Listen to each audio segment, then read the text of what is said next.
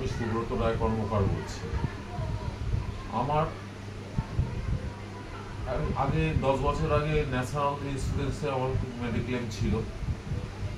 তো এই দাদা আমাকে জোর করে, এই মৃণাল দাস আর কি, উনি আমাকে জোর করে এইচডিএফসিতে নিয়ে এসেছেন। আমার যখন 10 বছর ন্যাশনাল ইন্স্যুরেন্সে ছিলাম, আমি অনেকবারই ভর্তি হয়েছি, আমি সেরকম পাইনি। মেডিক্লেমে ক্লেম পেতাম কীরকম 50%, 60% এরকম মেডিক্লেম দিত, বাকিটা নিজের পকেট থেকে আমাকে দিতে হতো। আমার ফ্যামিলির আরও দুজন তাদেরও ট্রিটমেন্টে এইরকম হয়েছিল। যাই হোক, আমি এই মৃণাল দা আমাকে বলেছিল যে বাবুদা আপনি এইচডিএফসি আর ওতে করে নিন, এতে আপনি অনেক ফেসিলিটি পাবেন, অনেক সুবিধা পাবেন। অনেকে অনেক রকম কথা বলেছিল তখন, বন্ধু বান্ধবেরা, কিন্তু মানে আমি তাদের কথা কান না দিয়ে আমি না, এখানে তো আমাকে সেই নিজে থেকেও দিতে হয়। 1 লাখ টাকা বিল হলে 40,000 টাকা আমাকে দিতে হয়, 60,000 টাকা করা যায়। তা আমি ওনার কথা মতো আমি রিস্ক নিয়ে একবার এইচডিএফসি আরবোতে চলে এলাম, উনিই আমাকে করে দিয়েছিল। তারপরে আমি এই কিছুদিন আগে খুব অসুস্থ হয়েছিলাম।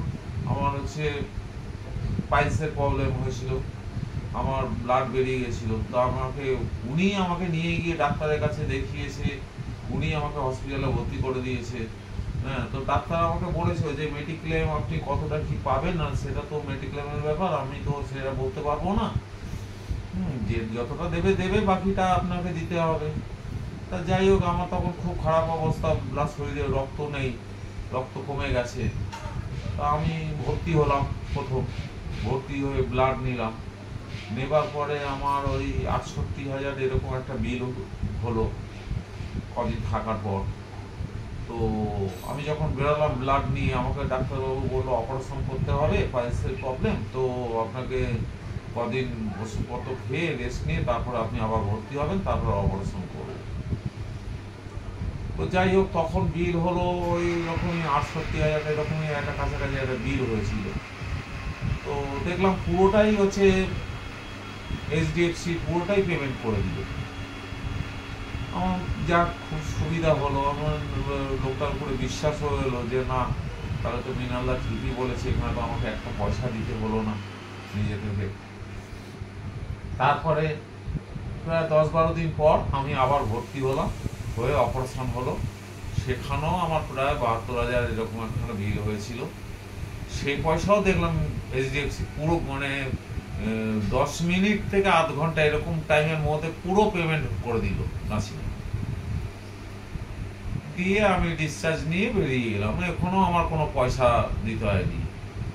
তারপরে তো শুনছি ওনারা 6 মাস আমার ট্রিটমেন্টের এবং ডাক্তার দেখানো, ওষুধপত্র যা কেনা, সেই বিল সাবমিট করলেও নাকি আমি টাকা 6 মাসের অবধি টাকা ফেরত পেয়ে যাবো।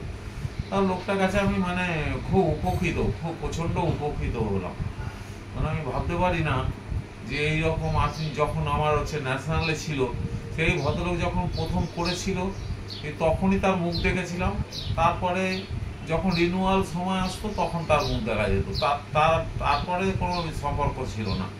আমি যখন ভর্তি হয়েছি, ওনাকে ফোন করলে উনি ভর্তি হয়ে যান, মেডিক্লেমের কাগজ জমা করে দেবেন, এই রকম। আর ইনি যেরকম করিয়ে দিয়েছে সেরকম আমাকে সাথে দৌড়াদৌড়ি করে